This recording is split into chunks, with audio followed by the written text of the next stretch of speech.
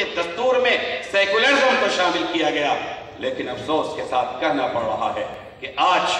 ہمارے ملک کی جمہوریت کو خطرات لاحق ہیں۔ آج پھر زبانوں پہ تالے لگانے کی کوشش کی جا رہی ہے، جو آواز بلند ہوتی ہے اس آواز کو کچلنے کی کوشش کی جاتی ہے، ہمارے پرسنل لا میں مداخلت کی راہ ہموار کی جا رہی ہے، ہمارے نوجوانوں کو دہشت گردی کا الزام لگا کر کے اس کو جیل کے سلاخوں میں ڈالنے کی کوشش کی جا رہی ہے، ایک دہشت کا ماحول قائم کرنے کی کوشش کی جا رہی ہے۔ لیکن قربان جائیے اس جماعت کے اوپر، اس کے عظیم قائدین کے اوپر کہ اپنے بزرگوں سے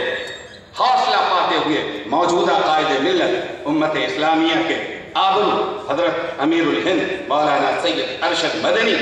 دعوت برکاتہم، اللہ تعالیٰ ان کی صحت میں، ان کی عمر میں اضافہ فرمائے، ان کے سائے کو دراز فرمائے۔ آپ نے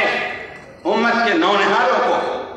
دہشت کے ماحول سے نکالنے کے لیے اعلان کیا کہ جمعیت علماء تمام معصوموں اور مظلوموں کو جس کے اوپر دہشت گردی کا جھوٹا الزام لگایا گیا ہے ان کے مقدمات